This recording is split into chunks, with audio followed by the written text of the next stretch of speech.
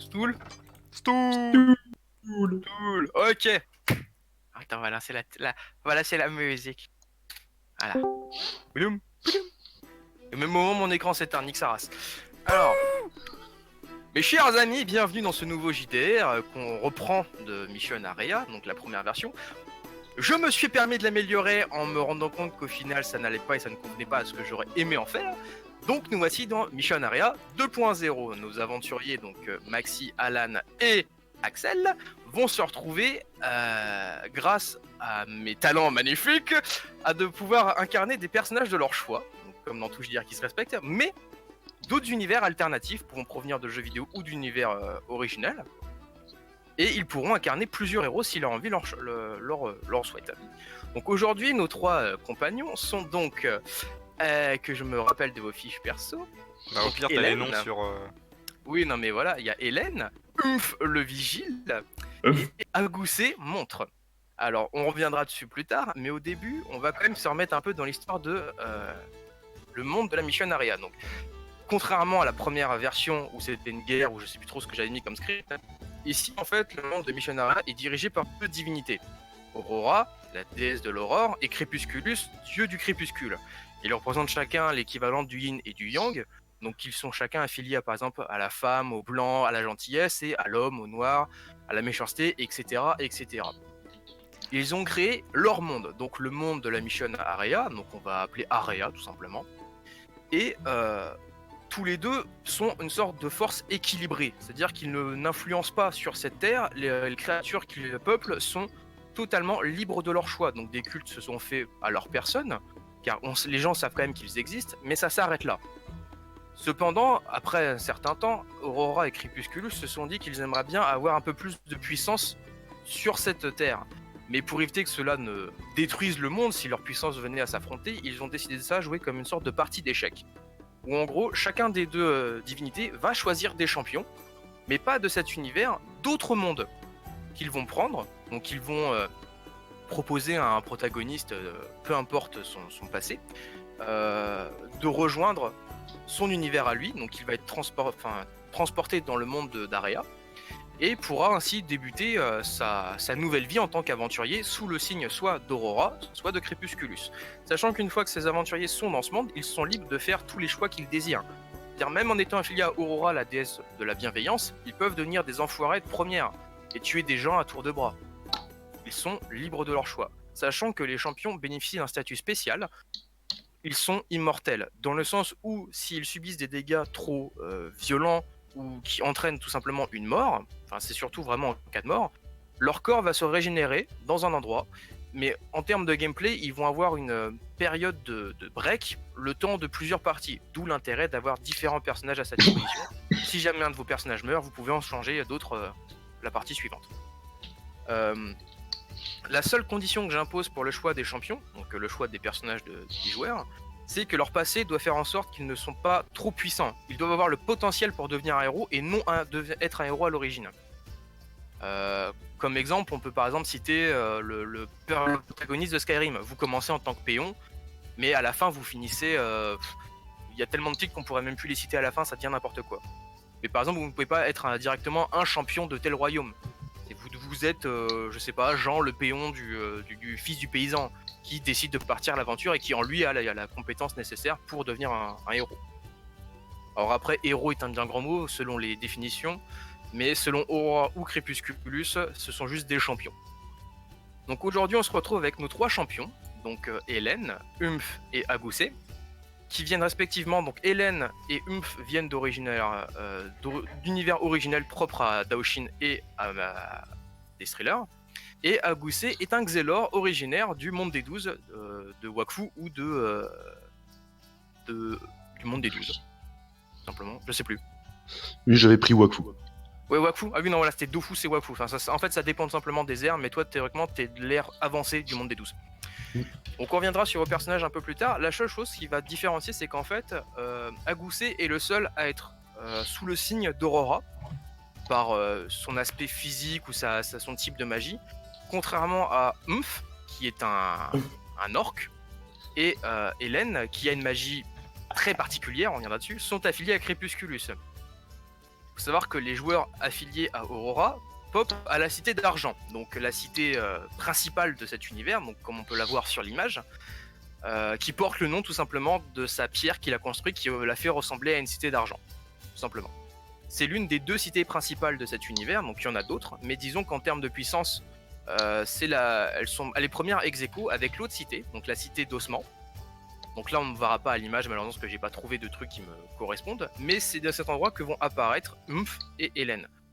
Donc normalement je devrais vous faire spawn au même endroit, mais une transition va se faire de telle sorte que vos personnages, n'aimant pas du tout l'univers dans lequel vous évoluez au sein de la cité d'Ossement, car c'est vraiment un repère de bandits, de truands et c'est vraiment un endroit très mal famé, même si en termes de puissance militaire, il rivalise avec la Cité d'Argent. Cet endroit est dirigé par la secte noire, qui est simplement une secte de nécromanciens, de liches, c'est-à-dire que pour eux, la vie n'a d'importance qu'après la mort. Donc, disons que votre espérance de vie ici, là-haut, est relativement faible, et pour vraiment intégrer la guilde des aventuriers, ça se fera à la Cité d'Argent. Donc tout simplement, vos personnages se sont mis, dès qu'ils sont apparus à la cité d'Ossement, ils sont mis en route vers la cité d'Argent. Donc le chemin vous aura quand même pris pas mal de temps, et au cours de route vous avez fait connaissance, Hélène et Umph tous les deux, parce que pas beaucoup de gens tentent de fuir, on va dire, la cité d'Ossement, parce que généralement les personnes qui sont affiliées à Crépusculus ont comme en quelque sorte une part de mauvais en eux. Mais ça peut rester physique comme magique, comme tantôt mental. Mais pour votre cas, tous les deux, vous êtes foncièrement bons en ce qui vous concerne, donc vous vous dirigez vers la cité d'argent. En chemin, vous croisez de nombre de regards, parce que vous n'êtes pas forcément des créatures, des personnages très passe-partout, de par votre taille ou votre particularité magique, on reviendra dessus après. Mais au bout d'un certain temps, soit environ à peu près une semaine de marche et quelques jours de charrette, vous arrivez enfin à la cité d'argent. Vous arrivez devant cette cité immense, où en fait la seule chose que vous voyez au départ, c'est vraiment cet immense château trônant au-dessus d'une muraille, elle aussi immense que le château. Les portes sont extrêmement bien gardées, et tout un tas de gardes sont postés à l'entrée, mais il y a tellement de monde qui rentre et qui sort, des paysans, des charrettes, des vendeurs et des créatures en toutes sortes, qu'au final on vous laisse rentrer aussi facilement que vous auriez pu en sortir. Arrivé d'ici, donc à la cité d'argent, à Gousset, toi aussi tu t'es réveillé dans la cité d'argent, dans une espèce de temple dédié aux champions, où on t'a simplement fait comprendre qu'à partir de ce moment, ta vie d'ancien aventurier du monde des 12 ne prenait pas fin, car tu pouvais retourner dans ton monde à tout moment, mais ce retour était définitif. Et ça vous concerne aussi Umph et Hélène. Donc toi, en ce qui te concerne aussi, à Gousset, tu t'es mis en quête d'intégrer la guilde des aventuriers, car ta soif d'aventure est aussi grande que celle de tes deux autres compagnons. Et vous croisez à peu près au même moment à l'épicentre, ou vraiment à la zone principale, une sorte de carrefour, on va dire, une sorte de croisée des chemins, voilà, de la Cité d'Argent. La Cité d'Argent est vraiment divisée en 3 parties. Au centre, la guilde des aventuriers. À gauche, le quartier commerçant et plus artisanat, on va dire, dirigé par la guilde la guilde des commerçants et des vendeurs. Où après, vous avez tous les différents types de boutiques sont situés dans cet endroit. Et à droite, vous avez le quartier des mages, dirigé par la guilde des mages et des enchanteurs. Donc pareil, à cet endroit, si vous cherchez des quelconques ressources de différents genres, magiques ou d'éveil spirituel, ce sera dans cette zone. Et au centre, vraiment au centre où vous vous trouvez, il se trouve une boutique assez spécifique du nom du Mont Mont Trésor. Enfin, au Mont Merveille, pardon. Mais on reviendra dessus plus tard, vu que pour l'instant, votre principale source d'occupation, c'est la guilde des aventuriers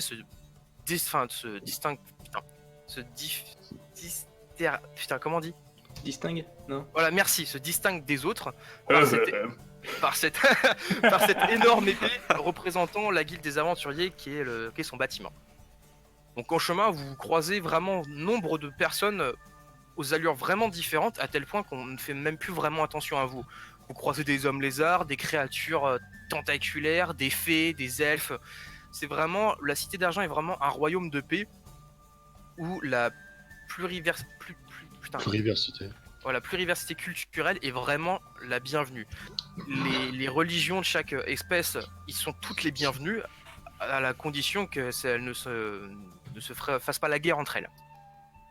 Vous arrivez tous les trois devant la guilde des aventuriers. Au départ, ça ressemble plus à une sorte de petite taverne, relativement mastoc pour une petite taverne qui fait quand même au bas mot 3 étages. Vous franchissez la porte, c'est une porte, vous la passez, sauf que le choc que vous avez en rentrant dans ce bâtiment, c'est qu'à l'intérieur, c'est bien plus grand que ce qu'il ne paraît à l'extérieur. Vous arrivez dans un bâtiment tellement grand que vous avez peine à voir le guichet qui est pourtant droit devant vous. Il y a tellement de gens attablés, car ça fait aussi auberge, vous entendez des cris, des joies, des gens qui trinquent, des bruits d'épées qui s'entrechoquent, c'est vraiment une sorte de bordel sans nom. Et pourtant, la joie s'y fait ressentir avec grande vivacité. Donc vous arrivez sans peine à la guilde. Bon, les images sont trompeuses, mais c'est bien plus grand que ça. Je suis censé zoomer sur lesquelles là par contre. Je vous conseille la deuxième qui est beaucoup plus belle. Ouais, carrément. Qui aussi annonce beaucoup mieux la couleur. Donc vous voyez qu'il y a des gens qui sont en train de jouer à un jeu de cartes. Les gens ont l'air vraiment très concentrés dedans. Une jeune femme est en train de jouer du luth. Un guerrier se repose à la table. Enfin bref, des gens trinquent. C'est une taverne, un comptoir d'aventurier. C'est vraiment un endroit où il fait bon vivre, où c'est vraiment bon vivant. Vous arrivez devant un comptoir, vu que votre but est quand même de vous inscrire à cette guilde. Et vous arrivez devant une jeune femme vêtue d'une espèce d'accoutrement que vous n'avez jamais vu, qui ressemble un peu à une tenue de directrice de bar. Enfin, ça fait pas vraiment tenue de tavernière, ça fait vraiment tenue de jeune femme de haute bourgeoisie, mais dans le sens gestion d'un établissement. C'est-à-dire une petite robe, enfin, ça fait vraiment uniforme d'hôtesse de guilde, on va dire. Cette jeune femme vous regarde et fait « Bonjour, je peux vous être utile ?» Nous souhaitons nous inscrire à la guilde, jeune demoiselle. Mais avec plaisir. Alors, ce sera vous trois ou quelqu'un a déjà été inscrit? Ou est-ce que vous connaissez le fonctionnement? Non. D'accord. Et j'aurais une question. Êtes-vous des champions ou tout simplement des gens en quête d'aventure? Champions. D'accord. Donc les champions, comme vous pouvez sans doute le savoir, bénéficient d'un statut assez spécial. Donc certains regards se retournent un peu vers vous dans la salle quand ils entendent le mot champion.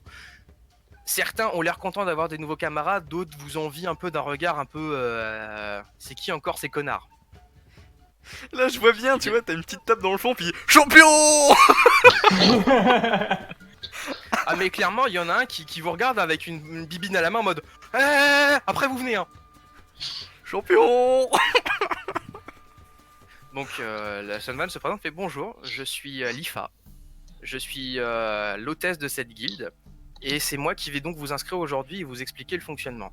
La guilde fonctionne par un système de rangs, comme toutes les guildes d'aventuriers de différents univers auxquels nous avons pu accéder. Et vous allez commencer, je suis désolé, mais vous commencerez en bas de l'échelle, vous serez des aventuriers de rang... C'était quoi j'avais trouvé, putain? Bronze. Oui, je crois... Ouais, c'était ça, rang bronze, voilà, merci. Donc elle fait pour l'instant, vous avez les mêmes droits que des rangs d'aventuriers plus élevés.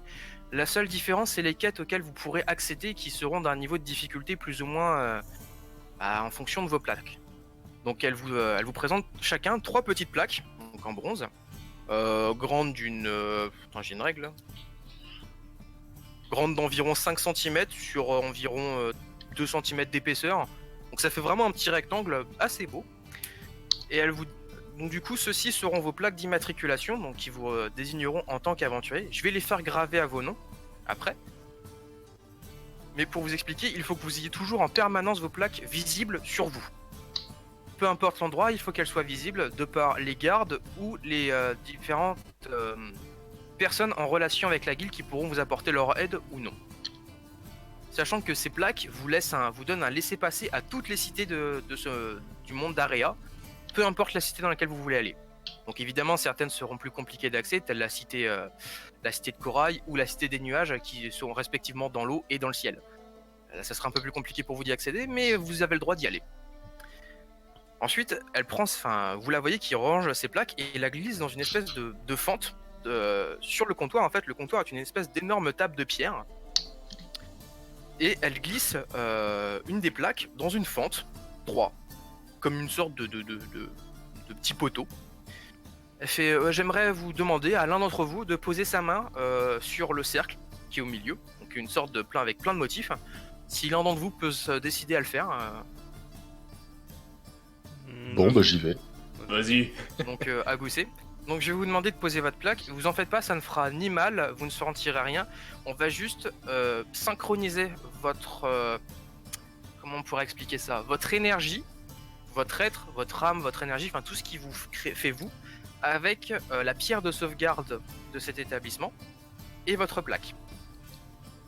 Donc le rituel se fait, hein, donc le cercle commence à s'illuminer, plein de symboles arcaniques commencent à apparaître et commencent à monter un peu le long de ta main et s'arrêtent à peu près au niveau de ton avant-bras, redescendent progressivement et tu vois qu'en fait les symboles commencent à couler le long de la table pour arriver vers le sol tout simplement.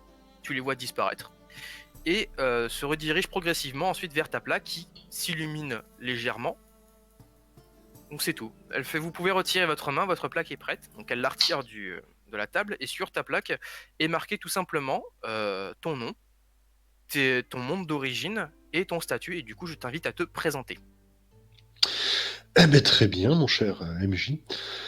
Donc, je suis Agoussem Montre, un Xelor, donc soit un mage temporel du monde de Wakfu, autrement appelé le monde des 12. Euh, Grosso modo, pour ce qui est du background, j'étais un Xelor très âgé, enfin, pour ce qu'on peut voir pour un humain, mais pour un Xelor, je suis pas si vieux que ça. Je suis en quête de savoir, si on peut appeler ça comme ça. Comme tout bon Xelor qui se respecte. Oui, mais plus qu'un Xelor en temps normal, tu vois, je suis vraiment... Bah oui, c'est ce qui t'a poussé à quitter ton monde. Oui, voilà. Pour connaître plein d'autres choses, d'autres univers. Vraiment une soif de savoir qui m'était... qui m'a fait venir ici. Et à part ça, je suis comme un Xelor, hein, recouvert de bandelettes. Le visage caché par un masque et Oui, capuche. voilà, un petit plastron, une capuche. Donc de toute façon, on verra avec Dao, mais on mettra ta fiche perso pour illustrer un peu plus Oui, ce qui se passe. Donc Lifa vous regarde, Hélène et Humph, fait au suivant. Donc elle remet une plaque dans la machine. Bon bah j'avoue. Et prochain. Tu mets même main. Donc Hélène, tu mets ta main et comme pour Agoussé, la même chose, exactement la même chose se produit. Des runes viennent se monter un peu le long de ta main, s'arrêtent à peu près au niveau de ton coude aussi, redescendent vers le sol et s'insinuent vers la plaque. Donc du coup, je t'invite aussi à te présenter. Hélène, mage du vide, âgée de plusieurs centaines d'années. Et... À plusieurs centaines, tu as 159 ans. Oui, mais ça, c'est une autre histoire. Ça faut pas le dire. Chut. Chut, je suis très très très Elle met vieux. elle met une petite gifle au MJ magique. On ne demande pas son âge à une femme. C'est ça. Attends, c'est parce qu'en fait j'avais pas ma fiche sous les yeux, du coup ça va être compliqué, voilà. Mais moi je l'ai, je peux te le dire. Oui, mais c'est parce que voilà. Je peux te dire que t'as aussi un sacré boule. Oui, mais ça c'est une autre histoire aussi. J'ai foiré le dessin, voilà. Donc en fait, à l'âge de 14 ans, j'ai eu une attaque de monstres du néant dans mon village. Et mes parents sont fait écarteler, décapiter et toutes ces joyeusetés. Et en fait, pour fuir le village, vu que tout le village était vraiment entouré de monstres du néant, et ben je me suis réfugié dans le portail d'où il venait. Soit la meilleure idée au monde. Oui, mais en général, quand tu as des ennemis, ils ne s'attendent pas à être si proches de toi. Voilà. Être proche de ses ennemis encore. Voilà, je comprends. Et du coup, eux, ils ont cramé tout le village, ils ont tout pété. Et j'ai dû survivre dans le néant. Et au fil des années, j'ai acquis la particularité de pouvoir contrôler le néant, mais d'une autre manière. Ce qui m'a permis de ressortir du néant. Sauf que ma magie, c'est le vide. C'est-à-dire que entre le néant et le monde classique, il y a une dimension. Et cette dimension, c'est Bibi. Bah, en fait, pour faire plus simple, la magie du néant qui résidait dans l'espace où tu étais, quand tu as réussi à la contrôler, tu l'as fait tienne et tu l'as transformée en magie du vide. Donc c'est tout simplement que la couleur change, elle passe du violet classique au vert pour toi, et tu l'as nommée magie du vide pour différencier la magie du néant qui n'est pas forcément celle que tu maîtrises, et celle du vide pour celle que tu maîtrises tout simplement. Bah, en fait, c'est plus une dimension du néant, mais altérée. Oui, enfin c'est ta dimension. Voilà. À savoir que, bon, on le précise aussi, tu portes un portail dans le dos qui t'a permis de t'en échapper. Oui. Et de ce dit portail, tu puises ta magie. Donc on peut le voir légèrement sur ton illustration. Ce portail dans ton dos, tu peux le fermer et l'ouvrir à volonté, mais je crois que tu le laisses en permanence ouvert, je crois. Oui, bah en fait, je peux pas vraiment le fermer. L'œil, il bouge toujours dans le dos. C'est Ah oui, juste c'est vrai, c'est un que... œil. C'est juste que quand en mode combat, l'iris il s'ouvre un peu plus, puis Voilà, tu peux oui. aussi en ouvrir deux petits au niveau de Les des mains. creux de tes mains. Et ce monde est le tien, c'est-à-dire que c'est un havre-univers, tout simplement, que tu as dans le dos et dans les mains, enfin qui t'appartient. Voilà, ce qui me permet, si je force beaucoup, de retourner dans le néant, et si je force un peu, juste d'aller dans ma dimension. Voilà. Mais ce sont encore des particularités Voilà. qui viendront s'acquérir sur ton personnage plus tard. Donc ensuite, l'IFA te regarde, fait bon, bah, au dernier. Donc, comme pour les autres, tu poses ta main. Voilà Tu la poses ta plaque. main un peu plus violemment, mais la table résiste à peine si elle bronche. L'IFA, pareil, ne bronche pas d'un sourcil. Elle en a vu des plus mastocs que toi et elle en verra sans doute des plus mastocs que ce qu'elle a vu. Et faut pas sous-estimer le petit bout de femme qu'elle est, parce qu'elle se fait quand même respecter de tous les aventuriers qui sont dans la guilde. C'est un changeur de forme. Exactement. Elle va se transformer en poulet. Pareil pour tes camarades, les symboles arcaniques montent au niveau de ton bras, redescendent vers le sol et repartent vers ta plaque. Et du coup, je t'invite à te présenter. J'en ai rien senti du tout. Bon, ma grande, t'as tout ok. Moi, humph. Moi, voir soif. Pour commencer, mon, mon nom de tribu est Humph. J'ai quitté mon clan parce que nos réserves de grog ont tous été épuisées. Parce que notre nouveau chef l'avait décidé. Parce qu'il voulait restaurer sa nomination. Parce qu'il avait vaincu notre ancien chef. Parce que ce dernier avait accepté son duel face à lui. Parce qu'il voulait prouver que même vieux, il pouvait triompher sur un plus jeune que lui. Il n'y a plus de musique. L'ivresse. Si, mais elle est juste trop faible. Ah, l'ivresse a provoqué cette pénurie de grog. Et moi, quand il n'y a plus de grog, je me casse. Sac à merde. On me surnommait le Je l'avais pas lu le background. Ah bon? Non, j'attendais la surprise. On me surnommait le vigile. Ah ok. On me surnommait le vigile parce que je porte un grand bouclier en orchilac. Oricalque. Auricac, merci. On va pas savoir parler. Humph. Oui, moi pour les orques. Ok. Et que j'étais l'unique garde efficace de notre camp. J'ai forgé moi-même mon bouclier pendant plusieurs lunes. Par la seule force de mon poing. J'ai perdu la ligne. Ce qui explique que j'ai un gantelet métallique équipé en permanence à mon bras. Entre parenthèses, c'est un peu comme une prothèse. Oui. C'est un bouclier unique, imposant, trempé dans de la magie, qui est beaucoup plus épais qu'un bouclier classique, et qui le rend beaucoup plus lourd. Ma force permet de le manier aisément, mais ne me permet pas d'avoir une arme à une main. Ça ne fera que casser l'équilibre. Il y a 2 poignées verticales et 2 horizontales. Quand je dis magique et unique, lorsqu'on forge dans les règles et que l'on force à s'imposer que l'on force à s'imposer et que l'on paye de notre sang, comme notre sueur, on peut obtenir un résultat gratifiant. Ce bouclier peut se fractionner en deux.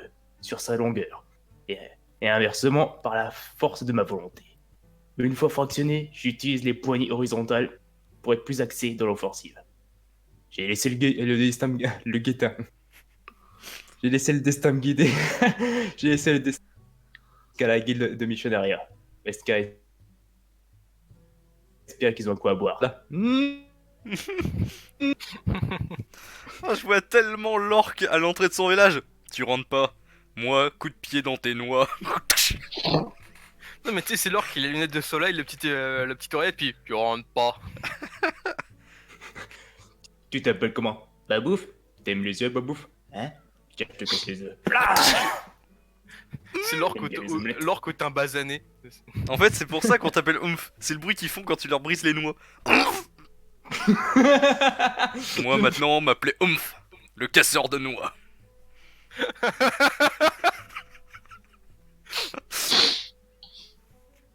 Bon, sur ce, l'IFA vous regarde tous les trois, fait maintenant que vous êtes tous les trois enregistrés, donc vous tend chacun votre guilde, enfin votre plaque d'aventurier. Je vous demanderai juste de la mettre à disposition, enfin à vue d'œil, peu importe l'endroit, oreille, accrochez-la où vous voulez, cela importe peu. La vue d'œil. Bah, faut qu'elle soit visible en permanence. Je prends la plaque, mais je la garde en main, mais je lève ma main bien comme ça. Elle est visible. Ça compte. Je vais l'accrocher en pins sur la robe. Ouais, non, mais tu peux la mettre en boucle d'oreille, en pendentif, il y a des trous à chaque extrémité pour pouvoir la suspendre. Ah bah en pendentif, c'est bien ça. Voilà. Même elle en dispose d'une, mais en fait c'est une plaque blanche. Enfin, du coup, elle vous explique que moi aussi je dispose d'une plaque, c'est une plaque blanche. Les plaques blanches sont disponibles uniquement pour ceux qui dirigent la guilde. Vous pourrez ainsi savoir qui est un dirigeant de guilde et qui ne l'est pas. Elle vous regarde, fait bon bah maintenant vous êtes officiellement membre de la guilde. On reverra à peu près la paperasse plus tard, mais pour l'instant cela n'importe peu. Vous êtes libre de faire ce que vous voulez. Un tableau de quête est à votre disposition, donc elle vous pointe du doigt un énorme panneau recouvert de tout un tas de paplards différents. Il y a vraiment tout un tas de types de langues différentes. Elle vous explique, enfin, je vous explique que ils sont classés. Donc il y a différents tableaux. Le tableau est fractionné en différents petits tableaux. Chaque tableau correspond à un niveau de plaque. Donc évidemment, celui tout en bas, c'est pour vous, c'est les quêtes dans lesquelles vous pouvez disposer. Ce sont les quêtes de rang bronze. Et fait sinon, de l'autre côté, donc à l'opposé du tableau, il y a une auberge dans laquelle vous pourrez manger et boire jusqu'à plus soif. Enfin une taverne pardon, et à l'étage se trouvent des chambres. Donc pour l'instant, elle vous donne, enfin vos plaques vous donnent accès à une chambre chacun. Ces chambres vous serviront de points de réapparition, étant donné que vous êtes des champions. Si normalement vous veniez à décéder, ce qui va sans doute probablement arriver, je l'espère pas pour vous. Si vous venez à décéder, normalement vous devrez réapparaître à l'endroit d'origine, c'est-à-dire soit l'église de la Cité d'Argent, soit la capitale, enfin la cité d'Osman. Donc ce n'est pas forcément un choix très avantageux pour quiconque. Donc la quasi-totalité des champions réside ici, à part si vous avez de quoi acheter un cristal de sauvegarde et de partir dans un autre endroit. La guilde va quand même vous offrir un cadeau pour ne pas parce qu'on compte sur vous pour non pas nous faire de la pub mais pour maintenir l'ordre dans ce monde. La guilde vous offre un havre-sac. Donc c'est un sac aux capacités de stockage infinies dans lequel vous pourrez stocker tout et n'importe quoi. Cependant, ce havre-sac est à un niveau d'enchantement très faible.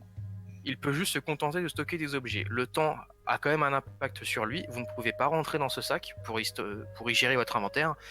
Et c'est tout. Ainsi qu'une petite somme d'argent, soit environ 100 ERA, pour vous permettre de débuter votre aventure. Étant donné que vous êtes des champions et que la monnaie que vous aviez potentiellement de votre ancien monde n'a plus lieu d'être ici, nous vous offrons 100 ERA. Donc c'est certes peu, mais c'est ce qui vous devrait vous permettre d'acheter un peu d'équipement pour pouvoir commencer votre aventure. Et je ne peux que vous recommander le Mont aux Merveilles pour débuter votre aventure, qui est quand même le meilleur endroit pour s'équiper pour tout aventurier. Donc chacun, du coup, vous pouvez marquer que vous disposez de 100 ERA. Noté. Donc c'est peu, hein, certes, mais ça vous permettra, du coup, comme l'a dit Lifa, de vous acheter un semblant de matériel. Donc du coup, vous avez aussi maintenant à disposition votre havre-sac, qui est un havre-sac de type havre-sac, hein, voilà. C'est un sac enchanté tout simplement. L'apparence ressemble à... C'est une besace tout simplement, qui est très très basique, hein, c'est-à-dire c'est vraiment la besace la plus basique qu'on peut faire en termes de matière, de tissu. Et vous pouvez stocker votre argent dedans, il n'y a pas de problème. C'est-à-dire que même, pardon, une chose que j'ai oublié de dire, c'est que votre havre-sac n'a pas de... Comment dire, n'a pas de serrure, on va dire. C'est-à-dire que n'importe qui peut interagir avec votre havre-sac. Vos objets ne sont pas forcément en sécurité étant mis dedans. N'importe qui peut venir fouiller dans votre havre-sac, y voler des choses ou en remettre. Par contre, si d'avenir vous avez un havre-sac de meilleure qualité, là vous pourrez y mettre une sorte de serrure magique que vous seul pourrez utiliser. Mais ce sont encore des objets de qualité supérieure dont pour l'instant vous n'avez pas encore la disposition. Donc voilà, maintenant vous êtes libre de faire ce que vous voulez. Donc soit vous pouvez suivre les conseils de l'IFA et vous rendre au mont sommet, ou alors commencer une première quête, manger quelque chose, ou tout simplement aller vous reposer dans la chambre qui est vôtre, sachant que c'est une chambre très basique. C'est un lit, une armoire et de quoi ranger votre bordel. 100 €, c'est vraiment pas beaucoup. On fait une quête. Donc tu proposes une quête. Eh ben, je vais suivre. On suit. Toi, je t'aime bien. T'as l'air tout gringalé, mais je t'aime bien. Toi, crevette, mais c'est marrant. J'aime bien le PQ. Ouais, t'aurais su pas avec moi, hein, grand gaillard. Oh bah. Pour l'instant, j'ai pas envie de chier. Moi, question, tes bandelettes infinies non, pourquoi? Mince, pas PQ éternel. Devoir acheter PQ, embêtant. Du coup, Hélène, es-tu partante aussi pour partir à l'aventure? Complètement. Juste comme je sais. Le Xelor qui va finir en. À la place des bandelettes, il va finir en papier de verre là. C'est ça. Fais gaffe, je pique. Donc vous vous dirigez vers le panneau de quête. Donc le panneau de quête est pour l'instant bien garni, sauf en ce qui concerne les quêtes de bas niveau, parce que beaucoup d'aventuriers commencent à ce stade, et enfin plus vous montez, moins il y a de quêtes pour les grands aventuriers. Enfin bref, vous voyez le principe quoi. Par contre, level, il y en a moins parce que tout le monde se jette dessus. L'offre et la demande. Sachant que même des aventuriers de haut niveau peuvent prendre des quêtes de bronze si ça les intéresse. Donc pour l'instant, malheureusement, la seule qui est à votre disposition, il s'agit d'une demande d'un fermier, donc d'un village relativement loin, donc environ une journée de charrette, hein, pas vraiment le truc le plus chiant, qui vous demande urgemment de venir car son bétail a disparu. Sa bétail principalement composé d'une vingtaine de vaches et d'une dizaine de poules ont été enlevées et dont certaines ont été mangées sur place, donc traces de griffes, de crocs et de toute autre joyeuseté. Et il vous demande urgemment de venir pour une récompense de 300 ERA. Chacun ou au total? Au total. Donc ça fera 100 € chacun à vous partager. Donc est-ce que vous acceptez la quête? Bah, il y a que Ça, ça. de toute façon. Ah voilà. Faut bien un début. J'imagine bien Bon, que le monde n'accepte pas la quête. Allez, JDR fini. Voilà. Ah oui, d'ailleurs, c'est une chose que j'ai oublié de préciser, désolé. C'est un JDR qui n'a pas d'histoire. C'est-à-dire que c'est un JDR qui se contente d'une suite de missions qui n'ont pas forcément qui n'ont aucun rapport les unes aux autres. Certaines auront peut-être une continuité, mais ce ne sont principalement que des missions. Et c'est un JDR qui se veut tournant dans le sens où moi-même étant le MJ, je pourrais incarner un joueur à l'avenir, ou inversement, si quelqu'un a une mission, enfin une quête justement, donc c'est ça le principe, donc mission area, zone de mission, si quelqu'un a une quête à proposer, en fait on tournera tout simplement, ou d'autres personnes pourront venir jouer avec nous le temps d'une mission, ou d'autres... le monde, enfin les joueurs tels que nous sommes, la composition comme nous sommes actuellement viendra à changer au fur et à mesure des choses, mais pour les, on va dire 4 ou 5 premières missions, c'est moi qui m'occuperai du rôle d'MJ, le temps que tout se mette bien en place. Voilà, l'entraînement.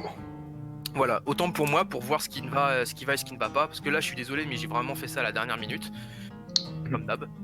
Et les autres seront un peu plus travaillés, parce que j'ai quand même une belle suite de quêtes là qui m'attendent sur un petit calepin, et il faut juste que je trouve des bonnes images, parce que du coup il n'y aura pas de map, il y aura juste des dessins, ce sera vraiment du JDR classique papier sur Roll20. Donc du coup vous prenez l'affiche et vous l'emmenez à l'IFA, qui vous regarde toute contente. Vous partez déjà en mission? Yep. D'accord. Donc, je vais vous demander de me passer du coup la fiche, enfin la vie de quête et vos plaques chacun. Donc, vous lui remettez vos plaques.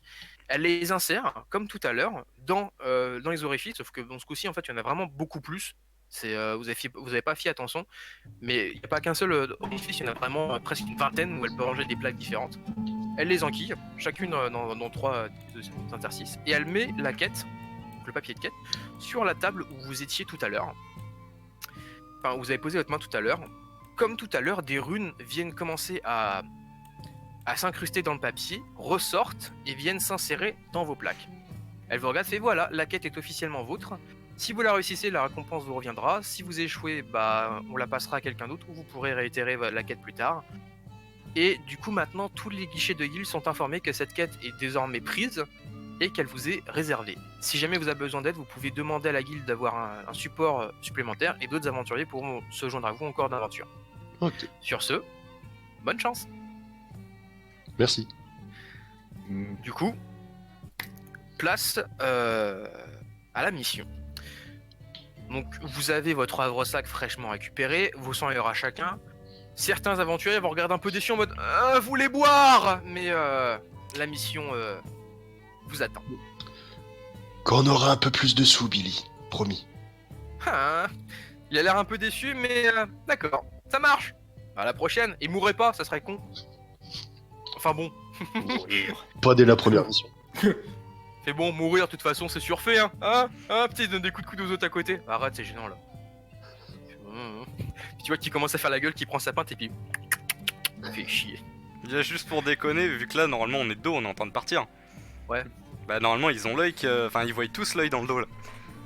Ah, j'avoue que c'est quelque chose qui les dérange un peu, oui. Alors là, juste pour déconner, tu vois, je fais juste sortir un tentacule, puis je fais un grand sourire avec. Je croyais que t'allais faire coucou avec. Ah non, non, mais il Donc, sort, il fait un le grand héros, sourire, enfin, puis... L'homme qui vous parlait tout à l'heure, il éclate sa chopine contre la table, il fait « Je l'aime bien, elle !» Elle a l'air bizarre, mais fun. Et puis son camarade à côté, il fait « Arrête, tu te ridiculises là. » Mais arrête Et vous sortez de la guilde. Je crois, mon cher ami, que tu es une touche. Oh mon dieu, pas encore. Ah, elle. Ah, ça va. Je n'aime personne dans ce monde. Donc en sortant de la guilde, vous reprenez le chemin inverse, tout simplement de votre arrivée, et vous repassez devant le mont sommet, enfin le mont Merveille, pardon. Vous voyez que beaucoup d'aventuriers s'arrêtent dedans, mais du coup vous passez devant sans vous arrêter, et enfin si vous décidez est-ce que vous décidez de vous y arrêter? On n'a pas beaucoup de thunes. On trace. D'accord. Ouais, perso, que je vous sais n'avez- pas encore quoi acheter. Bah, sachant que vous ne connaissez pas encore réellement la valeur de cet argent. Oui, Parce que pour vous, 100 ERA, ça peut vous paraître certes peu, mais ça se trouve, ça vaut pas... Un objet, par exemple, un repas complet, ça va peut-être valoir 5 pièces. Donc Dans 100 le ERA, doute. peut-être... Dans le doute, vous allez quand même en mission. Dans le D'accord. doute, on se fait une petite marche avant. C'est une très bonne vision de la chose. La musique qui devient un peu plus active, c'est cool. Vous arrivez à l'entrée de la Cité d'Argent, et tout un système de transport sont à votre disposition si vous le désirez. Donc il y a des montures volantes pour aller plus vite, des chevaux, différentes montures pour différentes gabarits. Par exemple, un cheval va avoir du mal à transporter un orc. Donc il y a des kodos, des créatures draconiques. Des wargs. Il y a des wargs, exactement. Mais tous bien dressés aux couleurs de la Cité d'Argent, donc avec des vraiment en armure. C'est des belles bêtes de monture. Et vous avez des systèmes de charrettes. Ah ça, avec 100 Faut- euros, tu te les mets au cul pour acheter une monture comme ça, tu vois. Parce que rien que l'armure, elle vaut plus que ce que t'as dans la poche. Ça. C'est du visuel l'armure, c'est pas une vraie armure. L'une mission, c'est. Est-ce que c'est en descente? Dans une descente? De quoi? Est-ce que sur le chemin pour aller à la mission, est-ce qu'il y a une descente? Bah c'est une cité vallonnée, enfin je veux dire, ça sera Ouais. pas tout le temps en pente. Il y aura des terrains plats, des Tu peux montées, des descentes. Il va partir sur du pourquoi surf tu sur mets- son shield. J'allais dire, moi, en guise de luge. Puis en guise de luge, allez, j'y vais. Salut les cons. Non, Non, alors je par déconne, contre, je du déconne. coup, sur le côté se trouve un système de charrettes avec une affiche toute simple. 10 ERA la journée, 20 la semaine. Ça dépend du poids qu'il peut transporter. C'est une charrette qui a l'air, ma foi, assez robuste. Mais pour 3 aventuriers, ce sont des chevaux, enfin il y a 2 chevaux qui la tirent, avec soit une personne, soit vous la conduisez toute seule. Si c'est avec une personne, c'est le prix est doublé. Ou alors vous pouvez tout simplement y aller à pied et prendre le temps. Ça dépend de la distance après du Bah, mission. c'était à plus une journée de charrette. Donc ça fait environ 2 jours, 2 jours de marche.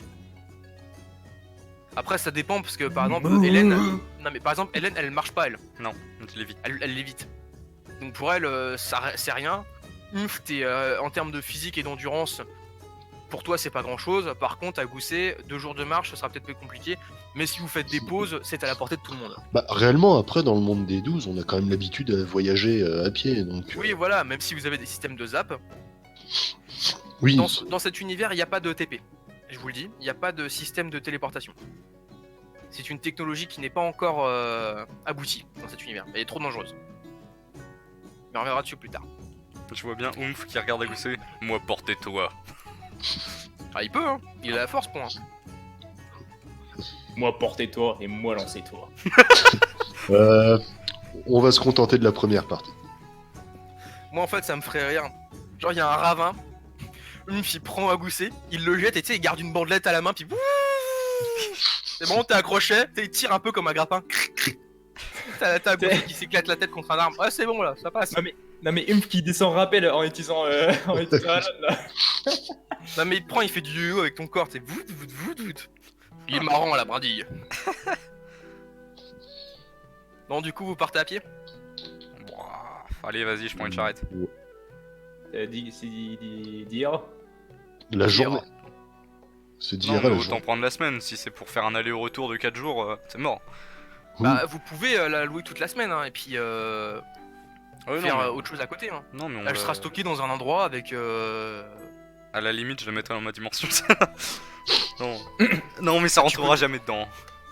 Non, mais tu peux dire qu'elle a été cassée et la stocker dans ta dimension. Hein.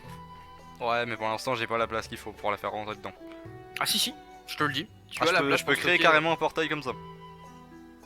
Bah, en fait, disons que c'est plus une sorte d'absorption, tu veux, de la matière. En Ah. fait, comment expliquer ça? Tu fractionnes la matière et tu la reconstitues à l'intérieur de ton corps. Oui. Enfin, de ta dimension. Et après, un inversement du processus. Ah oui, je pensais que c'était si ça rentre pas, ça rentre pas. Ouais. Bon, par contre, évidemment, si vous la cassez, il y aura une assurance à payer, mais ça sera possiblement moins cher que d'en acheter une. Ah, bon, Non, enfin, mais je loue. D'accord. Donc tu arrives devant un monsieur, enfin un homme, tout ce qu'il y a de plus homme, hein. Donc, cheveux longs, non, cheveux longs, barbe, vraiment le gérant des montures. Il fait bonjour, je peux vous renseigner? On vient pour louer une charrette D'accord. La journée, la semaine? à la semaine. D'accord, donc ça sera 20 RA. Êtes-vous un aventurier? Champion. Un Je veux champion, ta oui, enfin, boîte, il mon voit ta cheval et plaque. ton manteau. Il fait, je vais vous demander votre plaque, s'il vous plaît. Et les 20 RA. Ah bah, je leur file tout. Donc tu lui refiles tout. Comme pour pour l'IFA à l'auberge, enfin à la guilde pardon, il rentre dans un bâtiment et vous voyez quand même du coin de l'œil que 20 pièces d'ERA sont prises dans sa main, une plaque et la même stèle en pierre dans laquelle il vient insérer la plaque, poser les pierres, enfin les 20 ERA dans le cercle et s'active. Donc la magie, comme pour les autres fois, des runes viennent se mettre sur l'argent et se remettent dans ta plaque. Et une fois le processus terminé, il surenchérit avec une lanière en cuir, enfin une sorte de petit morceau de bois accroché à une lanière en cuir qui vient poser dessus. Et qui pareil se synchronise avec ta plaque. Il revient vers toi et il t'explique que bon, j'ai synchronisé votre plaque avec la charrette, donc s'il arrive quelque chose, le dédommagement sera directement envoyé à la guilde, ainsi qu'une facture pour les frais de réparation ou de remboursement. Les cartes de crédit. Ah mais... Avec la chèque de caution et tout. Ah oui, non mais... Faut vraiment imaginer que votre plaque, c'est littéralement une carte de crédit. Hein. Vous avez beau payer en espèces, c'est comme une carte de crédit, c'est-à-dire que c'est vraiment une sorte de carte où vous avez permis de véhicule, carte verte, carte d'identité, c'est la plaque d'aventurier, quoi. C'est le saint graal des gens ici. Hein. C'est-à-dire que les gens ici, quand t'es un péon, un SDF, tu deviens aventurier, t'as une carte, t'as déjà un statut plus important et tu peux accéder à plus de choses. Je sais pas pourquoi, mais j'imagine, c'est la carte Vita avec la tête de mon orgue dessus, là. Oh putain, oui. Ah, j'ai oublié de le préciser, mais il y a votre visage qui est gravé dessus. Hein. Oh, ce serait magique. Il y a votre visage, votre nom complet, votre classe et la cité à laquelle vous appartenez. Et évidemment la couleur, donc en bronze. Faut savoir quand même que dans cet univers, il y a énormément d'aventuriers de bronze. C'est-à-dire que les 3/4 de la population, parce que c'est un boulot facile que tout le monde peut faire. Enfin, plus ou moins. Oui. Il faut aussi prendre en compte que le métier d'aventurier, c'est pas simplement partir à l'aventure et tabasser des choses. C'est vraiment l'aventure. Donc ça peut être des quêtes de récolte, L'escorte. d'exploration, d'escorte. C'est pas juste aller tabasser du mob. Donc beaucoup d'aventuriers n'ont même jamais tenu une arme de leur vie. Ou tué qui que ce soit. Donc ils savent tous quand même se servir de quelque chose pour se défendre. Mais ils ne sont pas tous forcément adeptes de la violence. Donc voilà, il te remet ta plaque. Il fait bon bah voilà, du coup vous avez la charrette pour une semaine. Bon, si vous les rendez pas forcément dans le délai, c'est pas non plus gravissime. Mais ce serait quand même bien de la ramener dans le délai. C'est logique. Donc du coup Dao tu perds tes... Alors attends, par contre du coup je vais switcher sur ça. Alors du coup c'est moi qui vais gérer cette chose magnifique qui est cette saloperie. Ça c'est surtout pour avoir un minimum de visu. Ah elle Alors t'as 100 PO. Bon c'est des PO parce que j'ai la flemme de changer ERA, hein, mais bon c'est pas grave. Voilà. Donc vous êtes tous les 3 de niveau 1. Et à savoir que je vais quand même dézoomer parce que c'est à peu près sur cette page que je vais dessiner les zones de combat et autres. Ah. T'es souhait. Voilà. Donc une fois la charrette en votre possession, vous prenez tous les 3 place à bord de la charrette. Petite question pour savoir qui conduit. Bah, Gousset, ça a l'air le plus fiable dans ce domaine. Qui conduit, c'est un bien grand mot. Il faut juste tenir les rênes. Oui, mais... Donc à Gousset, tu t'y colles? Si Je veut. pense pas que mes gros knackis, ça va suffire. D'accord. Donc vous prenez place à bord de la charrette. À Gousset, tu tiens les rênes, hein, et vous partez en direction du village de Borg. Voilà. C'est lui qui conduit Bordeaux. le plus en vrai, c'est lui qui va conduire là-dedans. De quoi? 2. Il dit c'est moi qui conduis le plus en vrai, du coup c'est moi qui vais conduire. Oui, non, mais avant, il y a eu un truc sur... Non. Borg, je sais pas, j'ai pensé à Bordeaux. Non, à Borg, parce que j'ai cherché un nom, puis mon clavier c'est un cyborg, et je me suis dit Borg, ça sonnait bien. Voilà. Donc vous partez en direction du village de Borg. Donc le chemin est très très bien balisé, c'est-à-dire qu'il y a des pancartes vraiment à tous les 100 mètres, avec des grosses flèches indiquant les différents villages, donc vous y arrivez sans peine. Sur le chemin, tu vas quand même faire un test. Il y a des panneaux toute direction. Ouais, non, mais... Puis si tu suis les panneaux de toute direction, t'arrives partout du coup. On arrive à la frontière, enfin pas la frontière. On arrive à un péage. C'est ça. Quoi? Sans ir le péage, je veux te faire foutre. C'est pas grave, eux me faire voir bâcher les péages. J'ai sur la A32, fallait prendre la A85. Non, c'est JM Roll. Je vais quand même faire un test pour voir si sur le chemin, tout se passe bien. Donc les tests sont aussi sur indécent, classique, comme on a l'habitude de le faire hein, parmi les... Alors par contre avec mes D3D en noir, ça va pas le faire. On va prendre du blanc, voilà. Ah bah non, ça se verra pas, donc on va prendre un gris, voilà. Sur le chemin, tout se passe relativement bien. Le temps se couvre un peu, quelques gouttes tombent, mais pas de problème, la charrette est abritée par une bâche.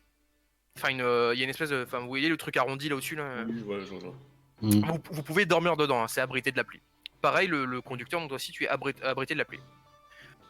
Donc sans problème, vous prenez le chemin, vous suivez des petites routes de campagne, Ouais, et vous arrivez jusqu'au village.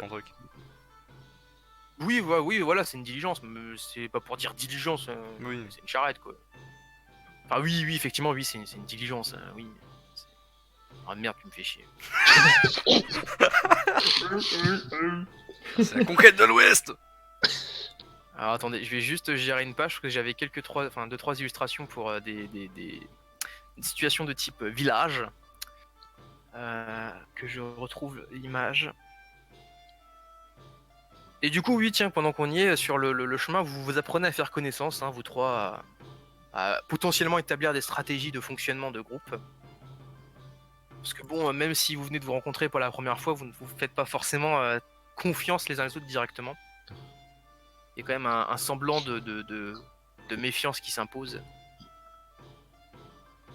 Si vous dites que je pue de la gueule, eh ben vous avez bien raison.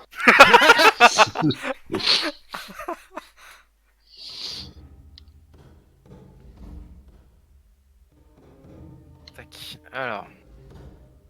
Donc au bout d'une journée complète d'aventure, vous n'avez pas vraiment beaucoup mangé, hein, c'est-à-dire que vous n'avez même pas du tout mangé, et la nourriture et l'eau, vous n'en avez pas à disposition pour l'instant. Donc la soif et la faim se font un peu sentir quand vous arrivez au village de Borg. En effet, c'est peut-être ça qu'on aurait dû acheter de base. Ouais, c'est pour ça que j'incitais un peu à aller au Mont aux Merveilles, mais tout le monde a dit on part à l'aventure. Ouais, bah c'est bien, ils ont pas de ressources les cons. Ils ont même pas de quoi dormir, ils ont juste leurs vêtements et Moi je peux et dormir dans encore, ma si on peut dimension, appeler ça j'ai des rien à vêtements. foutre. Ouais, enfin t'es pas une tortue non plus. Dans ma dimension il fait ni froid ni chaud. Putain, la musique là qui colle tellement bien à l'ambiance du village. Oui. Donc vous arrivez au village de Borg, un petit village d'agriculteurs, de paysans, c'est un petit village hein, en bord de lac, enfin en bord de rivière, pardon. Et vous arrivez au niveau de la ferme, donc de la personne qui vous a appelé. Donc vous arrivez devant chez lui, qu'est-ce que vous faites? Vous toquez, vous rentrez comme des bourrins hein. Bah si je toque, j'arrache la porte donc. Je regarde Si s'il y a on pas allait un- manger, avant. je regarde s'il y a pas un pommier à côté, histoire de. Ah bah tiens, fais-moi on va inaugurer, fais-moi un test de chance. Chance c'est combien ça? 12. Eh bah putain. Ouais, c'est- Alors attends, pour rappel, les tests de chance fonctionnent par un système de succès primordial pour 1, succès critique entre 2 et 5, succès normal de 6 à 50, donc c'est un succès normal, 51 à 96, c'est un échec critique, 95 à 99, c'est échec normal, là c'est un échec critique, et 100, c'est un échec primordial. Donc le primordial sera vraiment un truc qui sera récompensé fort. Enfin récompensé, c'est-à-dire que ça impliquera quelque chose de très très puissant. Que ce soit en réussite ou en échec. Voilà. Ouais, ça va le faire à la Nullbuck où t'ouvres une porte, si c'est échec primordial, tu meurs. Non, mais les tests de chance, en fait, c'est moi qui déterminerai quand il y aura des tests de chance, déjà.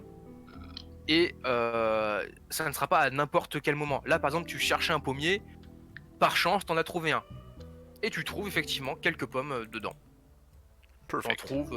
Tu trouves 5 pommes. Des belles pommes, des pommes rouges parfaitement mangeables. Eh ben, j'en prends une et puis j'en donne aux autres aussi. Une me D'accord. suffira.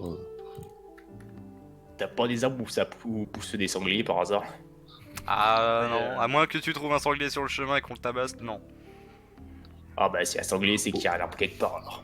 Au pire, il y a des vaches et tout ça qui ont disparu. Et c'est pas combien on va en On a rater. qu'à bouffer le coupable. On peut. On verra bien. Tu peux en piquer une avant de les ramener, hein. Il le saura pas que c'est toi. Donc je t'informe à titre d'information. Hein, mais- C'est le plafond du- pommier, c'était un pommier classique qui traînait un peu en lisière de la forêt qui borde la ferme. Donc il appartenait pas au fermier. Oui. Voilà. Donc t'as aucun problème avec les pommes que t'as Mais chopées. non, mais j'allais pas lui chourer les 4 poireaux qui lui restaient dans son truc non plus. Oui, voilà.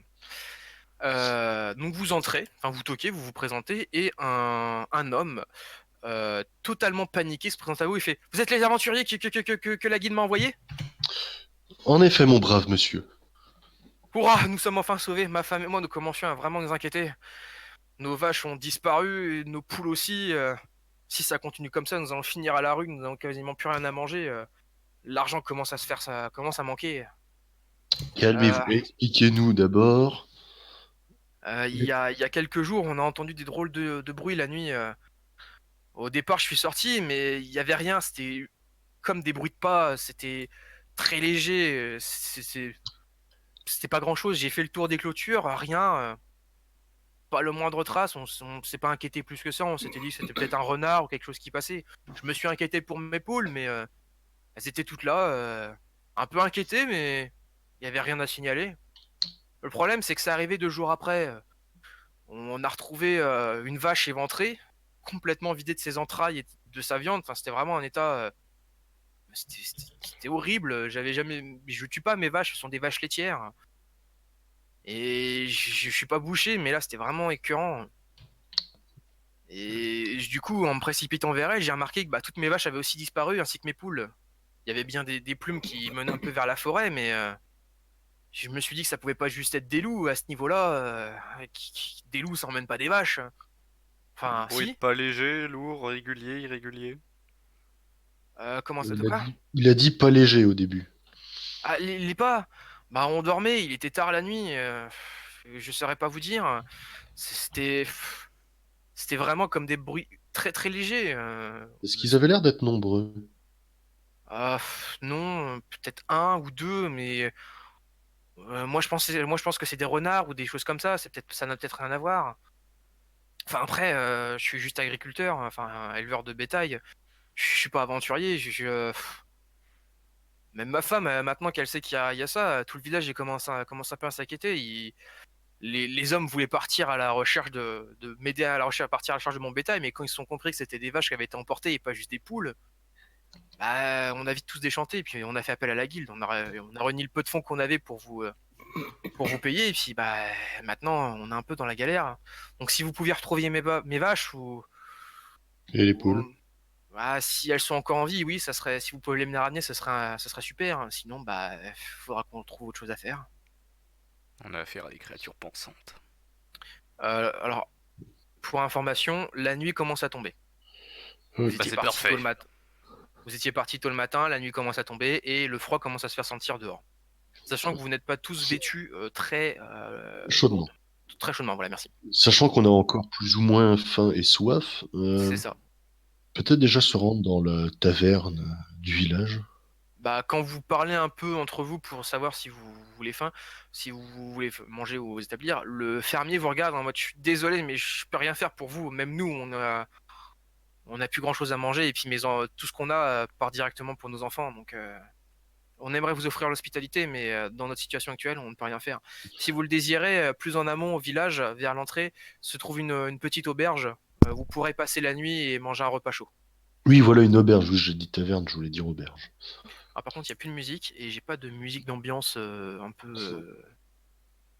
euh, RPG. Ah, c'est vrai que c'est plus il y a plus le. Ils ont retiré le système de musique là sur le 20. Il y a, mais c'est relou et puis je Oui. préfère passer par le bot parce que Oui. c'est plus pratique. Oh, attends, Oui. tu sais quoi, j'ai trouvé un truc, musique RPG. Allez hop, on va balancer ça, ça fera parfaitement l'affaire. Impeccable. Crème. Crème. Bonne petite musique d'auberge. Ouais, puis en plus, vu que c'est des musiques RPG machin, c'est libre de droit. J'espère. C'est le petit. Attends. Quoi? Bon, on verra bien. Au pire, c'est pas comme si on gagnait de l'argent. Non. Donc vous vous dirigez vers l'auberge. Donc en chemin, vous voyez que les gens commencent à fermer un peu leurs volets, à barricader un peu leurs entrées. Alors barricader, ça t'a bien un grand mot, hein, mais ils commencent à... C'est Non, qui eux? Non mais vu qu'ils savent qu'il y a eu des événements les nuits précédentes, ils s'inquiètent un peu et du coup vous voyez que la méfiance des gens, pas envers vous, mais envers les choses qui pourraient arriver, les gens se barricadent un peu, se mettent en sécurité. Vous rentrez dans l'auberge sans problème et vous tombez sur l'aubergiste. Il y a 2 personnes qui sont attablées au comptoir, une sur une table au fond et quelqu'un près du feu, qui est au centre de la pièce. Vous voyez les tavernes dans Skyrim? Oui. Oui. Voilà, c'est le même délire. Donc vous arrivez et du coup je vous laisse RPiser. Eh ben, je vais, pour ma part, m'approcher de l'aubergiste et lui demander un pichet d'eau et ainsi qu'un petit truc à manger. Un Pas pichet très d'eau. Dans notre région, on a un excellent breuvage, ça s'appelle l'hydromel. Est-ce que vous connaissez? J'en ai entendu parler, oui. Mais, étant C'est un donné que alcool tellement bon et tellement doux que même certains enfants pourront en boire. Enfin, s'ils veulent devenir des personnes respectables, vaut mieux éviter. Hein. On sait comment ça finit, puis il pointe quelqu'un du regard qui est complètement avachi sur le comptoir. Justement, nous allons bientôt partir en quête, je préfère être dans des conditions optimales. Sous ces conditions, effectivement, un verre d'eau est plus que requis. Et En un termes petit de- truc à manger, mais pas lourd, tu sais, je suis un Xelor assez mince. Bah, tu sais, il regarde un peu votre groupe, il fait pas lourd, pas lourd. Non, Je mais pense je- que quand même Je des commande assiettes sont pour bien. moi. Ah oui. Non, mais de toute façon, vous commandez ensemble, non? Ou vous commandez séparés? non, moi je Bah, prends juste un bout de pain, un peu de flotte et une pomme et puis c'est tout. D'accord. Qu'est-ce que vous Je avez à reste proche proposer? de la fenêtre. Je reste proche d'une fenêtre pour regarder s'il y a du mouvement. s'il y a des trucs qui sortent. D'accord. Je suppose que toi tu désires quelque chose.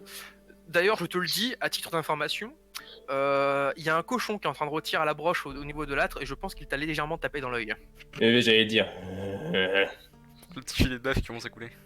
L'aubergiste te regarde, il fait celui-là, enfin les chasseurs l'ont capturé ce matin et bon, il est mort sans trop de souffrance, mais je vous rassure que son goût sera excellent. C'est un sanglier qui vient des plaines montagneuses derrière.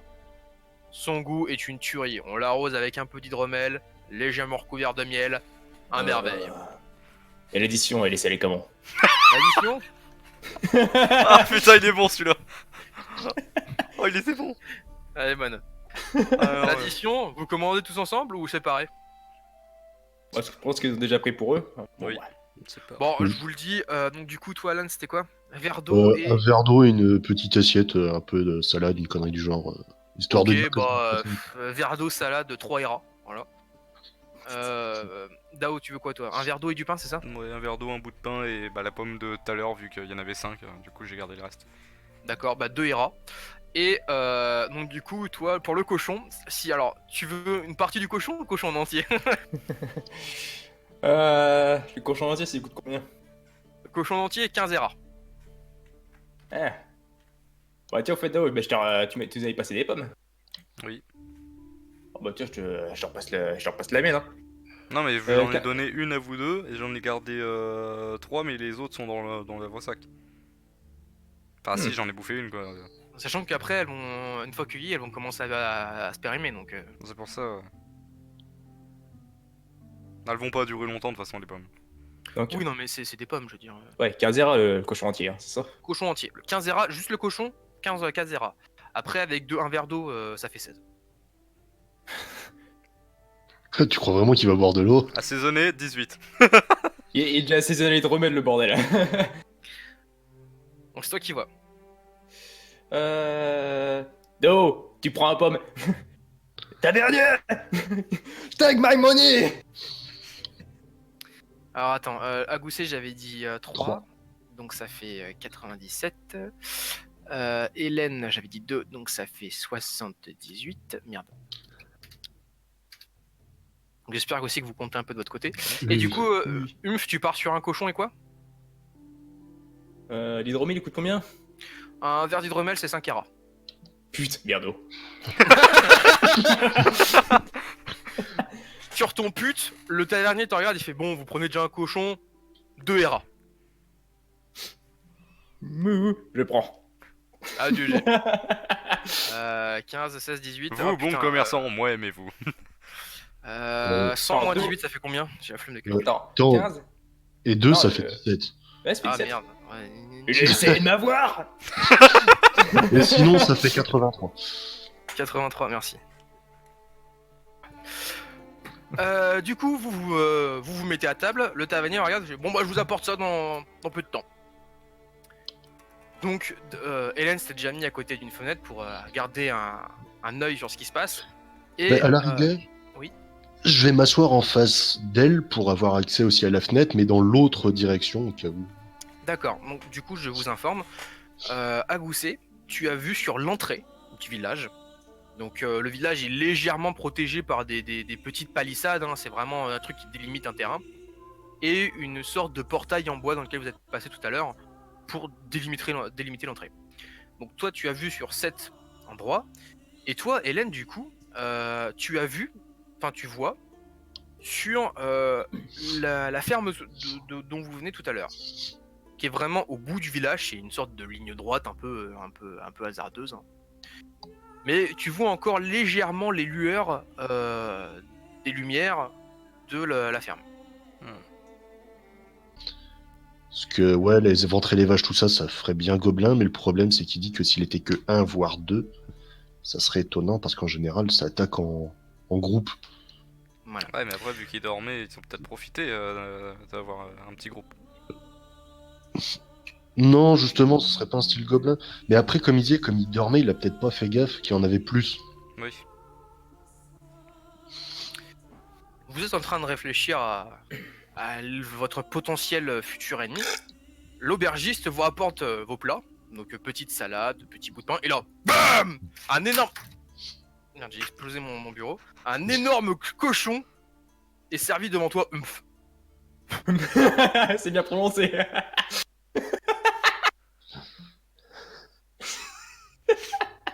J'adore ce nom. J'avoue qu'il y a des situations dans lesquelles ce nom va être source de running gag. Alors, attendez, j'ai pulvérisé mon Gundam de ma tour, voilà. Voilà, retourne à la place qui est tienne. Donc c'est tout, vous avez payé l'aubergiste, et vous regardez, est-ce que vous passerez la nuit ici, ou vous partirez... Enfin, désirez-vous une chambre? Si les créatures attaquent la nuit, peut-être essayer de les choper pendant leur Ah acte. ouais, mais c'était ça en fait le mieux. Faudra les choper le plus. C'est une idée. Ouais. Puis la charrette, on l'a pas pendant 3 mois, donc Pour information, la charrette, elle est garée, on va dire, à côté de l'auberge. Hein. Il y avait la place. oui. Ben, en fait, je vois deux solutions. Soit on reste la nuit à surveiller dans le village s'ils viennent ou pas. Soit après, on suit les traces de plumes. Qui ont Bah, fait des sachant qu'après, il n'y a plus de bétail à voler. Donc, est-ce qu'ils pourraient revenir pour autre chose? Oui, Ou, voilà. voilà. Donc, Bah, déjà, si ils sont venus la nuit, il y a de fortes chances qu'ils restent actifs la nuit. Donc si par exemple, c'est des créatures qui font un feu, on les verra la nuit. Ah, s'ils sont actifs la nuit, justement, ils auront peut-être plutôt la possibilité de pas faire de feu parce qu'ils seraient nyctalopes ou un truc du genre. Après, on Ouais, sait pas mais si c'est quoi comme créature. On sait pas si c'est humanoïde ou animal. Ou alors, ça peut être un groupe de bandits qui, pour faire croire à une attaque de loup ou quoi, ont fait exprès d'éventrer une vache et d'en laisser juste une pour crédibiliser le truc, et au final ils ont tout embarqué pour faire du raid.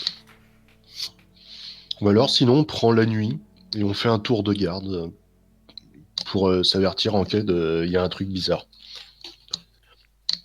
Oui. Comme ça, on peut se reposer et en même temps surveiller. donc qu'est-ce que vous faites? Bah, de toute façon, vous pouvez vous reposer. Vous pouvez tous les deux vous reposer. Vu que dans ma tribu, j'étais principalement le garde de ma tribu, donc je pourrais toujours gérer la garde tout le long. Oui. Ouais, après, si tu t'es reposé un peu déjà avant, pourquoi pas. Donc là, dans l'immédiat, qu'est-ce que vous faites? Vous êtes à table en train de manger. Puis je me repose dans la charrette en repartant. Oui, vous pouvez dormir dans la charrette. Ouais, mais bon, tu disais qu'il allait l'air de faire froid, tout ça, donc bon. Bah, c'est la nuit, donc après, je suis pas sûr que ça le dérange, lui. Mais toi et Hélène, vous avez pas vraiment beaucoup de vêtements. Non. Toi, t'as des bandages, et toi, t'as une robe déchirée, donc... Après, au pire, vous pouvez demander des couvertures, hein, mais pour l'instant, vous avez rien. Non, mais on Donc, reste. Vous restez dans l'auberge près du feu? Oui. Mais dites-moi, qu'est-ce que vous faites? Parce que là, Je dévore mon piggy. Bah, à la limite, ce que je vais faire, est-ce que enfin le feu, est-ce qu'il y a un angle sur la fenêtre? non. Le feu, l'âtre est vraiment au milieu de la pièce, et si tu t'en éloignes, t'auras plus la ferme au coin de l'œil. Donc tu verras ce qui se passe devant l'auberge avec la fenêtre, mais ça s'arrêtera là. Oui, mais je pourrais toujours voir quand même un angle de la fenêtre. Enfin, je pourrais toujours voir la fenêtre, quoi. Oui. Parce qu'à la limite, ce que je voulais faire, c'est me foutre genre sur une chaise, et vu que mon œil dans le dos, bah, il est toujours ouvert, et que c'est grâce à ça que j'ai une grosse perception dans mes stats, et bah c'est moi dormir, lui le laisser actif, puis regarder la fenêtre. Tu peux. Comme ça, je dors Donc, assis sur la chaise. il y a des bancs, il y a des chaises, enfin, c'est un peu bancal, mais t'as de quoi dormir. Puis la journée de voyage a été relativement, pas éreintante, mais disons qu'une bonne nuit de sommeil ne te fera pas de mal. Donc tu dors d'un sommeil léger. À Gousset, qu'est-ce que tu fais? Bah, moi, oui, je vais dormir, hein, et ils me préviendront en cas de pépin. D'accord. Bon, je vais prendre une chambre, ça dépend du prix. Tu vas voir l'auberge, l'aubergiste te regarde, fait pour la chambre, c'est 5 ERA. 5 ERA pour la nuit? Allez, vas-y. Pour un lit? D'accord. Putain, je vais Les faire un gagner un accent. accent. Ouais, Oui, ouais, c'est ça. ça, c'est devenu turc, mon. Pas de problème, pas de problème. Vous vous prendrez une chambre tous les trois ou juste vous? Bah, ça dépend s'ils veulent venir dans la chambre. Enfin, Vous s'ils pouvez, veulent vous dormir. pouvez partager la chambre à trois, y a pas de problème. Non, Mais moi, je suis pas sûr que vous tienne avec vos gabarits. non, moi je reste assis. Ouais, enfin, surtout celui-là. Ah, je serais à l'extérieur. Bon, bah, je vais prendre la chambre à moi tout seul. D'accord. Donc pour 5 ERA. Si j'ai envie de chier, je t'appelle. Ça fait 92. Tu te démerdes du son dans le coin. 82, nice. 92. Quoi? 92. Ah oui, pardon, oui, Il a encore essayé de raquer. C'est aubergiste, c'est enfoiré. Ah bah c'est un marchand, hein, il essaie d'arnaquer. C'est ça. Du coup, tu es encore en train de dévorer ton cochon, hein, parce que bon, il est quand même relativement mastoc, le piggy, hein, c'est pas un petit cochon de merde, c'est un énorme sanglier qui vaut ses 15 ERA. Et le goût est à tomber. Ton verre d'hydromel descend petit à petit, mais ça a pas l'air de te déranger. Est-ce que toi aussi tu comptes veiller un peu sur ce qui se passe à l'extérieur, ou vraiment t'es focalisé sur le cochon et tu vas rompiche après? Ah, mais je fais. Bah, j'ai pas de visuel à l'extérieur, pas sur Non. la fenêtre ouverte. Bah théoriquement, à l'endroit où vous étiez, par exemple, s'il y avait une table qui était collée contre un mur et la fenêtre Ouais. était vraiment entre Alan et Axel. Donc toi t'étais en face de la fenêtre, donc tu voyais que ce qu'il y avait devant l'auberge. Donc tu peux quand même voir ce qu'il y a dehors, mais ça s'arrêtera à ce qu'il y a devant l'auberge. Hmm. Et je surveille déjà cet endroit-là. Avec mon œil. Ouais. Ouais, je mange le cochon, mais en gardant attention auditivement à l'extérieur, là. D'accord. Donc les événements se passent, le cochon a été mangé, tu n'as entendu aucun bruit. À Gousset, tu es dans un profond sommeil, hein, le lit est plus confortable que ce que les 5 pièces, enfin ce que les 5 ERA ne le laissent supposer. Et Hélène, ton œil scrute constamment ce qui se passe dehors, mais ne remarque rien à part des mouvements tout à fait naturels, hein, des chats, des chiens, des petites bêtes qui se baladent. Rien de bien étrange. Et ta nuit de sommeil est relativement peu agréable, mais disons que tu as vécu dans bien pires conditions. Oui. Pour toi, c'est une bonne nuit de sommeil. Tu as quand même quelques petits moments où tu piques un peu de l'œil, mais en soi, tu es parfaitement d'attaque pour la journée de lendemain. Le soleil se lève, la braise dans l'âtre se font un peu plus faible. L'aubergiste vous réveille au moment où vous entendez les bûches s'entrechoquer, où il remet du bois dans l'âtre. Hélène, tu te réveilles, un léger sursaut sur ta chaise, et tu te rends compte que la nuit ne s'est rien passé. Tu vas continuer à guetter toute la nuit avec les restes de ton cochon devant toi, à mordiller potentiellement les dernières couches de gras sur tes os. Et à Gousset, tu te réveilles dans ta chambre d'une bonne nuit de sommeil. Il ne s'est pour l'instant rien passé de ce que vous avez pu remarquer cette nuit. Cette nuit a été très calme.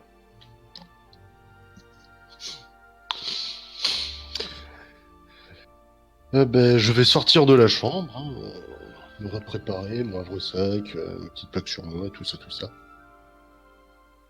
Et je vais rejoindre déjà les autres compagnons.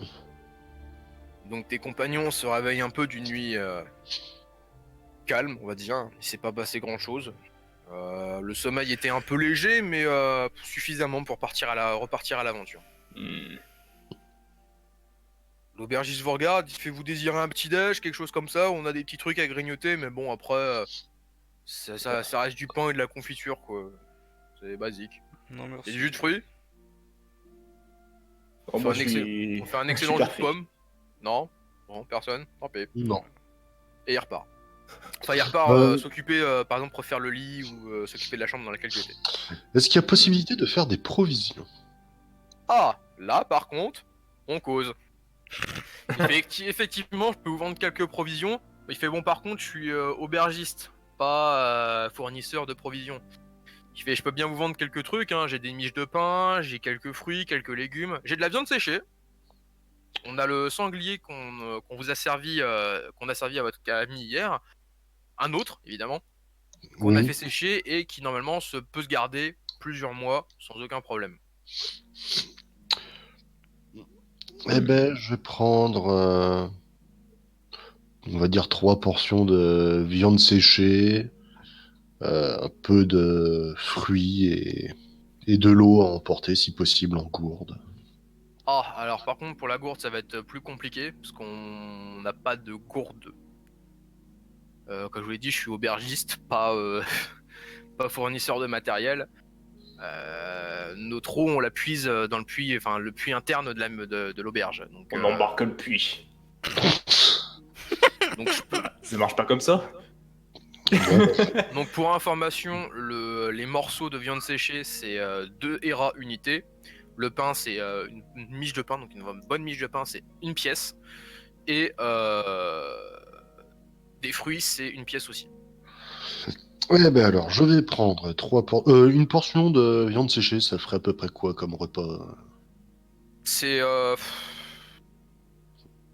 l'équivalent d'un steak haché à peu près. Genre, tu vois, le truc charal là, Ouais, bah, je vois. c'est une escalope quoi. Ouais, bah ça me sera suffisant pour moi qui suis un Xeller. Oui, voilà, Puis c'est de la viande séchée, c'est-à-dire qu'elle a réduit en taille. Hein. Oui.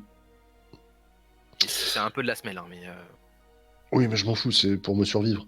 Oui, voilà. Je vais prendre 3 portions de viande séchée, on va dire une bonne miche de pain et 2-3 pommes.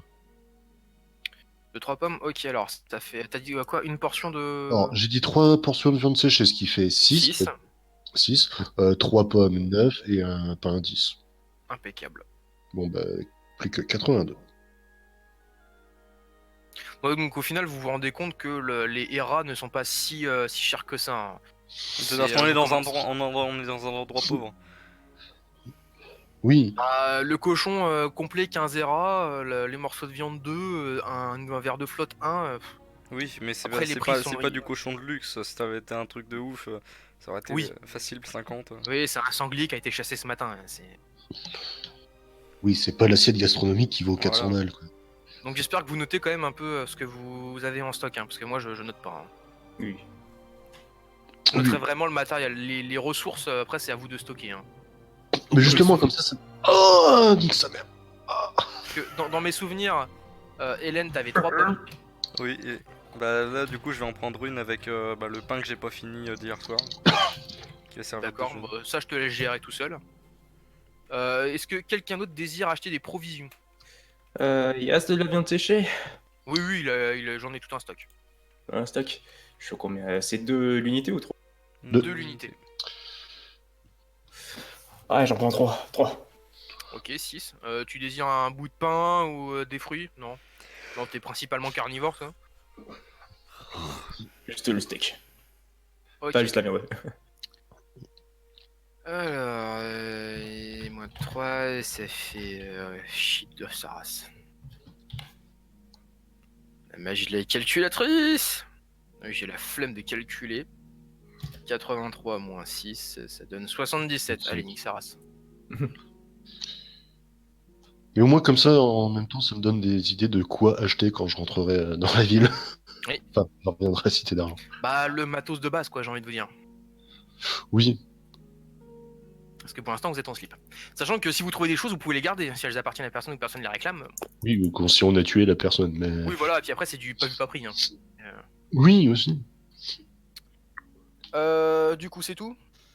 Et au pire, bah, si c'est vu, c'est un mort. Hein.